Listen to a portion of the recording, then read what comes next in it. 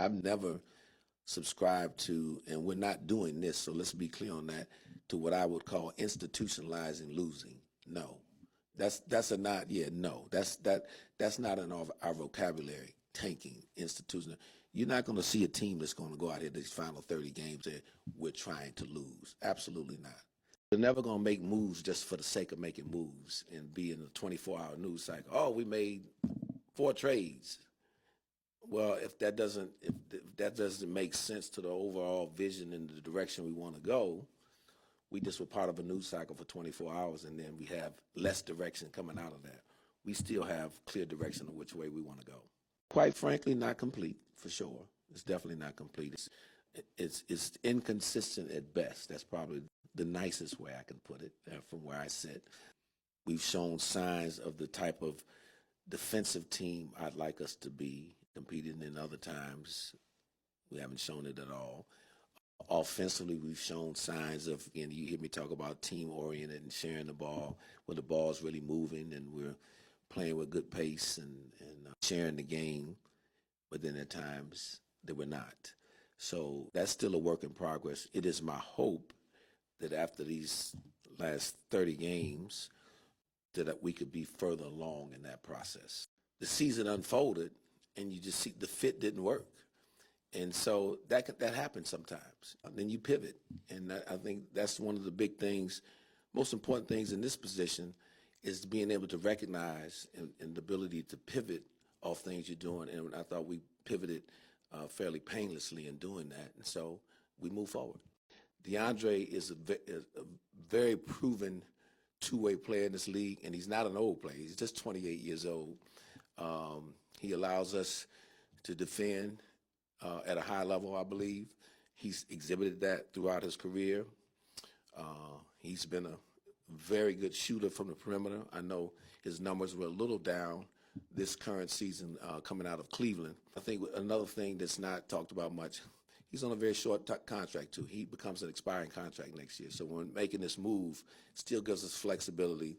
There was inconsistent minutes for him, and so he never, I felt this year, and I'm sure he would concur, was able to get a strong foothold in a role here. And so you make a decision that way. So, you know, a lot of times, and I've said here a lot of times, you're going to lose solid players in the process when making deals. Those first-round picks are huge pieces in terms of being able to build out. So one of the things that we have to be disciplined and resistant to, you know, look, we have some higher salaries on our roster. Well, most teams are going to ask you for a first-round pick or 2 to take on money. Well, if you do that, then how do you build? If you give away that draft capital. So we have to remain disciplined in that manner to make sure that we're able to draft. You know, and if we can add some more picks, that would be great too. But we're not, we haven't been able to do that yet. Hopefully we can do that along the way too as we continue to build. Again, we're at the extreme early stages of laying the foundation here. And you've heard the phrase from me, prudent and patient. That's how it has to be if you want to create a foundation of sustainable winning, like what we want to do. So we're not going to do anything out of panic. There's a lot of outside noise that comes throughout the year, and especially during trade deadline. But I've been around long enough. I'm an experienced enough person in this position that I'm not going to allow that to sway any of our decision makings, do anything out of panic, and make any what I would call bad decisions. So, and he does things that are very important for any successful basketball team. He is an energetic defender. He's able to protect the rim. He's a switchable center, a big man. He can guard guys away from the basket as well. He is an excellent rebounder, one of the top rebounders for the minutes he's played as a rookie already.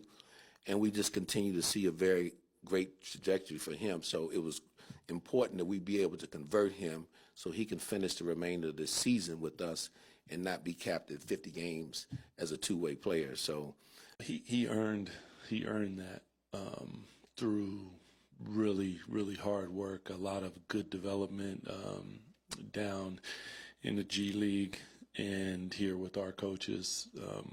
Just thought that the kid has done a hell of a job. I don't know that proud is the word. Like, it goes beyond that because I'm proud of him and proud for him. But he did the work. So kudos to him. That does not happen often. And he affects winning.